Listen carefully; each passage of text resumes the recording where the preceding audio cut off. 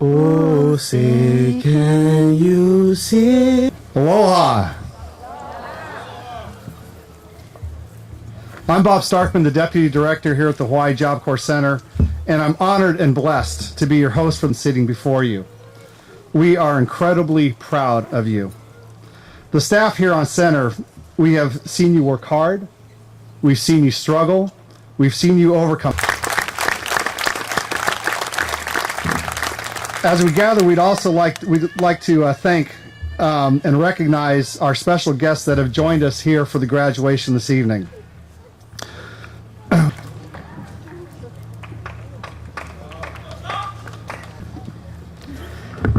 Aloha and talofalava. Good to see you all here tonight. I just want to say how much it means to me that I have been invited back here. It's so great to see familiar faces, to see you all sitting up here looking very proud in your black graduation gowns. I was here a couple of months ago, was able to do a walkthrough of the facility. It was my first time visiting here. Got to meet many of the graduates here tonight and see them at work. And it was very, very inspiring for me then, as well as when I heard that some of you had asked if I could come back and see you graduate and wanted to make sure that I did everything possible to be here. It's so meaningful in so many ways to see you graduate today, but also to see your families here to support you. Because the sense of ohana, the sense of family that symbolizes what is special about Hawaii, that symbolizes each of your success through this program, whether it's your family who's here to support you, or the family that you have grown to develop within your fellow students and fellow trainees here. This is what you'll need to carry forward with you. And it's the key to your continued success in whatever area you venture towards. Your success in this program shows your own resilience and your own ability to make the right choices starting now. It shows the opportunity, the new open doors, the advantage that you have now as you begin this new chapter of your life. And it gives you a new outlook on what's possible. So as you go forward, I think it's important to remember this feeling that you have today, this feeling of pride, this feeling of accomplishment and what it took for you to get here. Because without a doubt, you will be faced with challenge in the future. You will be faced with choices where sometimes it is much easier for you to make the wrong choice and much more difficult to make the right choice. And I encourage you to remember the feeling that you have today, because you're going to need that place of strength to draw upon.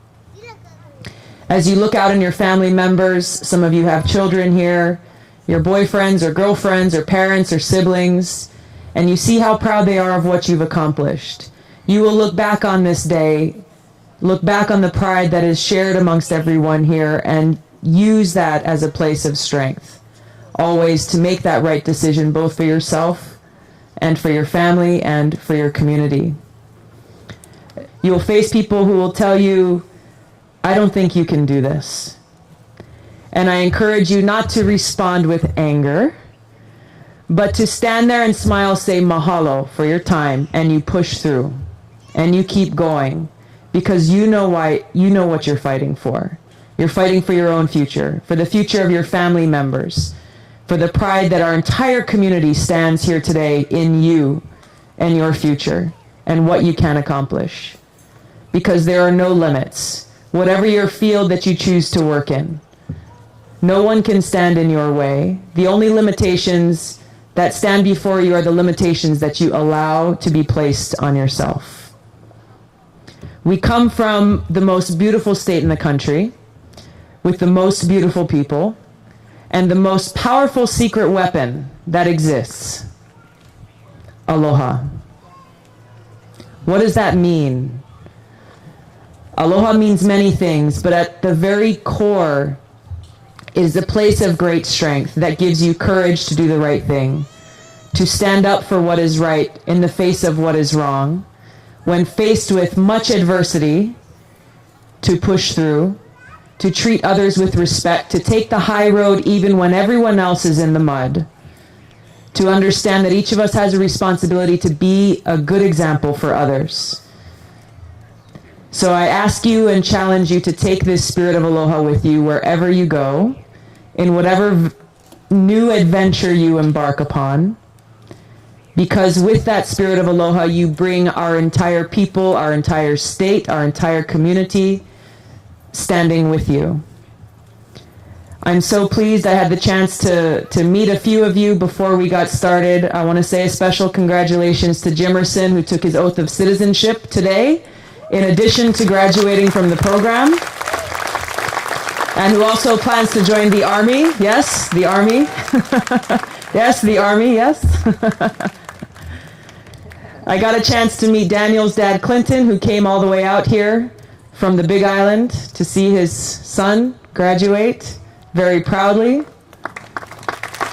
These are just two examples of the great success that sits before you on the stage today, and the great promise and the excitement that all of us gathered here today have for each and every one of you and your future. I know that you will all go on to make the Job Corps program proud. Know that you have a champion in Washington for the program and for each of you in your futures. And don't forget, as you go on to do great things, make sure you look back here to the Job Corps program, to the future trainees who are here, and put your hand back and help them as they go through what may be some challenging times, and help them to make the right choices, as I know each of you will. Thank you for having me here today. Aloha. Jimerson Bose Aliven.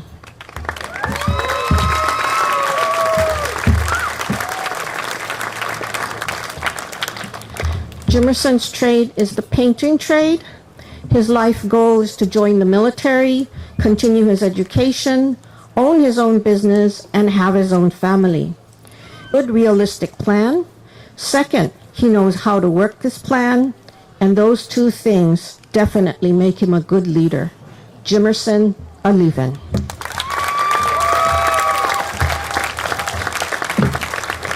Daniel Puni Diego.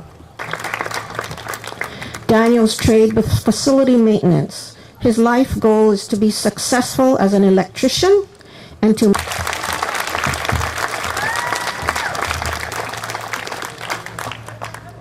Ryan Osborne.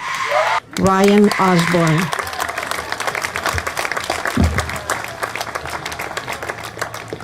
Keoki McGee.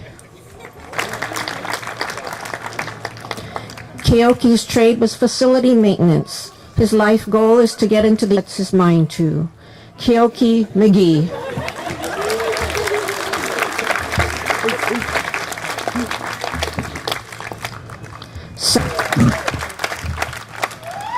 Sanson's vocational trade is facility maintenance. His life goal is to get into the union and become a journeyman. Ali'i's vocational trade is painting.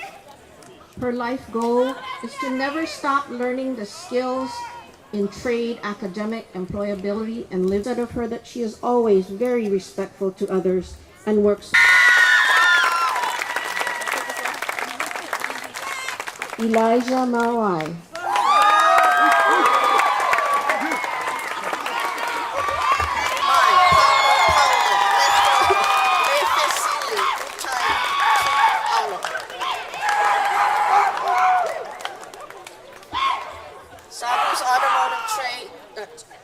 Sabu's vocational trade is automotive. His life goal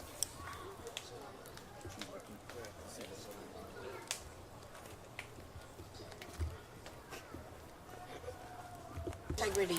He has leadership skills, he leads by example, and he's not afraid to work hard. Marvin Walter.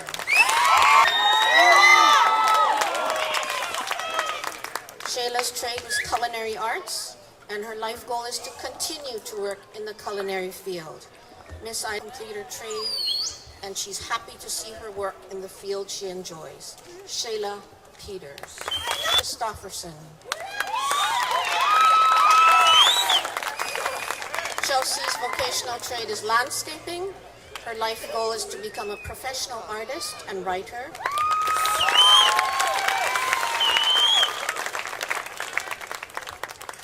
Sitai Kalola Tina.